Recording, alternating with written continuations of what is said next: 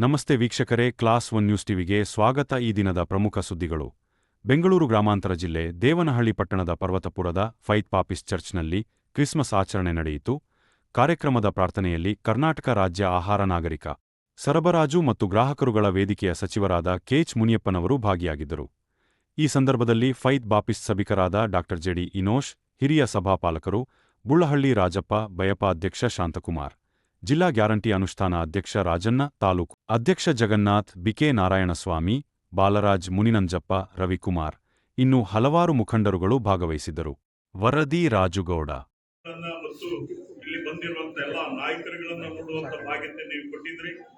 ಇವತ್ತು ಇಂದು ಕರ್ತ ನಮಗೆ ಕೊಟ್ಟಂತ ರಕ್ಷಣೆಗಾಗಿ ಸ್ತೋತ್ರವನ್ನ ಸಲ್ಲಿಸ್ತಾ ಯೇಸು ಸ್ವಾಮಿಯ ಹೆಸರಿನಲ್ಲಿ ಬೇಡಿ ಹೊಂದುತ್ತೇವೆ ಕರ್ತನೆ.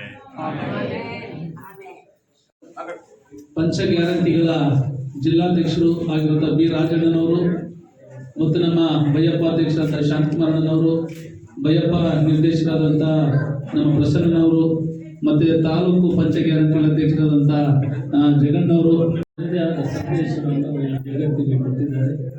ಜಗತ್ತಲ್ಲಿ ಶಾಂತತೆ, ಕಷ್ಟ ಸುಖಕ್ಕಾಗುವುದು ಮತ್ತು ಎಲ್ಲ ಬಡವರನ್ನು ಸಮವಾಗಿ ನೋಡುವುದು ಮತ್ತು ಯಾರು ದಾರಿ ತಪ್ಪಿದ್ರೆ ಅವರನ್ನು ಒಳ್ಳೆಯ ದಾರಿಗೆ ಸೇರಿಕೊಂಡು ಬರುವಂಥ ಮಹಾನ್ ಕ್ಷೇತ್ರ.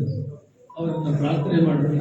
ಈ ವರ್ಷ ಕೂಡ ಒಳ್ಳೆಯ ಮಳೆ ಬರಲಿ, ಸರ್ವರಿಗೂ ಒಳ್ಳೆಯದಾಗಲಿ, ಸರ್ವರು ಶಾಂತಿಯಾಗಿರೋಣ, ಸರ್ವರು ಅಣ್ಣತಮ್ಮಂದಿರಾಗಿ ಆ ಯೇಸು ಕ್ರಿಸ್ತ ಮತ್ತೊಮ್ಮೆ ಪ್ರಾರ್ಥನೆ ಮಾಡಿ ತಮಗೆಲ್ಲ ಶುಭವಾಗಲಿ ಈ ದಿನ ಅಂತೇಳಿ ನಾನು ಆ ಯೇಸು ಕ್ರಿಸ್ತನ ಪ್ರಾರ್ಥನೆ ಮಾಡ್ತೇನೆ. ಜೈ ಹಿಂದ್, ಜೈ ಕರ್ನಾಟಕ.